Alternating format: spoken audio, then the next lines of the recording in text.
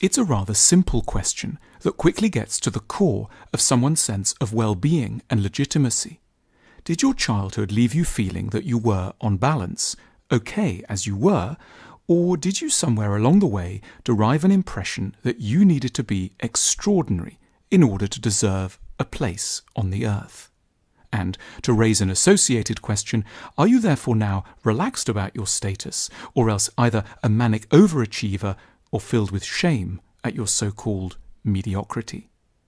Around 20% of us will be in the uncomfortable cohort, alternately refusing to believe that anything could ever be enough, or cursing ourselves as failures, by which we in essence mean that we have not managed to beat insane statistical odds.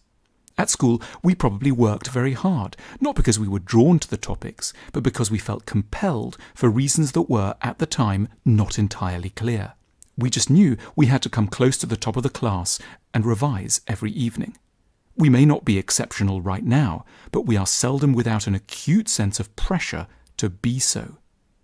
In childhood, the story might have gone like this.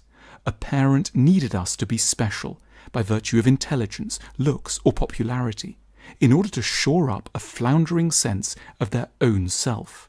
The child needed to achieve and could not therefore just be.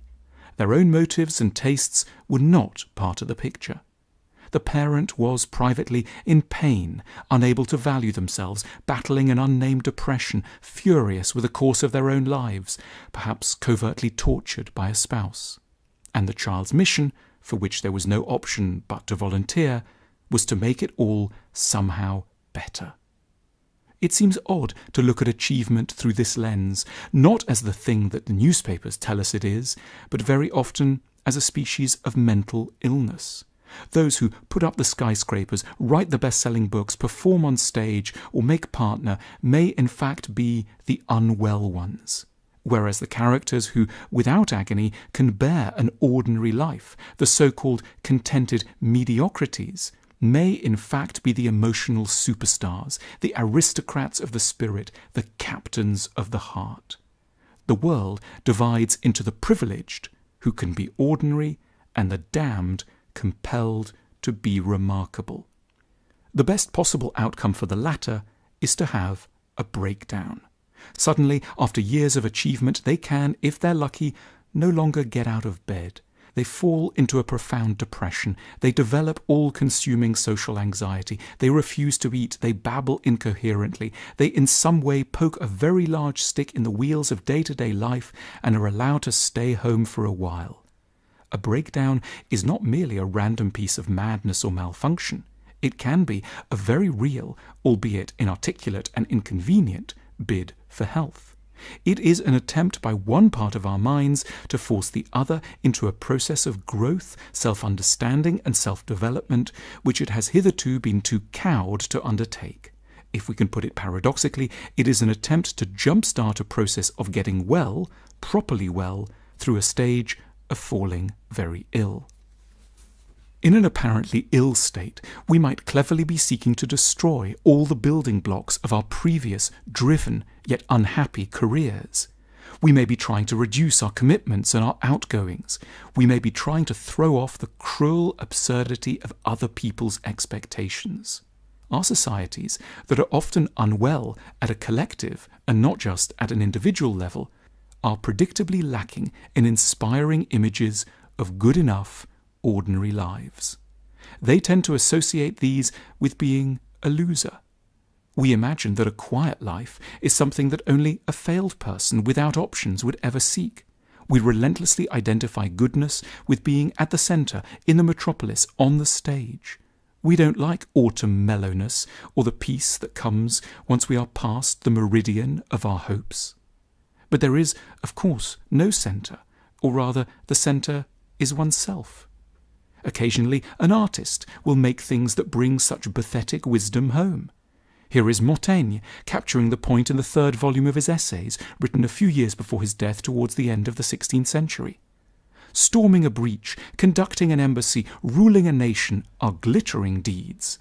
rebuking, laughing, buying, selling, loving, hating, and living together gently and justly with your household and with yourself, not getting slack nor belying yourself, is something more remarkable, more rare, and more difficult. Whatever people may say, such secluded lives sustain in that way duties which are at least as hard and as tense as those of other lives. In the late 1650s, the Dutch artist Johannes Vermeer painted a picture called The Little Street that continues to challenge our value system to this day. Perhaps success might, after all, be nothing more than a quiet afternoon with the children at home in a modest street. You catch a similar point in certain stories by Chekhov or Raymond Carver, in Bob Dylan's Time Out of Mind, in Thomas Jones's Study of a Wall in Naples, and in the films of Éric Rohmer, in particular Le Rayon Vert. Most movies, adverts, songs, and articles, however, do not tend to go this way. They continually explain to us the appeal of other things: sports cars, tropical island holidays, fame, an exalted destiny, first-class air travel, and being very, very busy. The attractions are sometimes perfectly real, but the cumulative effect is to instill in us the idea that our own lives must be close to worthless. And yet there may be immense skill, joy, and nobility involved in what we're up to, in bringing up a child to be reasonably independent and balanced, in maintaining a good enough relationship with a partner over many years, despite areas of extreme difficulty, in keeping a home in reasonable order, in getting a lot of early nights, in doing a not very exciting or well-paid job responsibly and cheerfully, in listening properly to other people, and in general in not succumbing to madness or rage at the paradox and compromises involved in being alive. There is already a treasury to appreciate in our circumstances when we learn to see these without prejudice or self-hatred, as we may discover once we are beyond others' expectations. Life's true luxuries might comprise nothing more or less than simplicity, quiet, friendship based on vulnerability, creativity without an audience, love without too much hope or despair, hot baths and dried fruits, walnuts, and a little bit of dark chocolate. The School of Life is coming to New York from the 4th to the 6th of October for a 3-day conference where you'll have the chance to meet other like-minded individuals and embark on a journey of genuine self-discovery and self-transformation. We hope to see you there.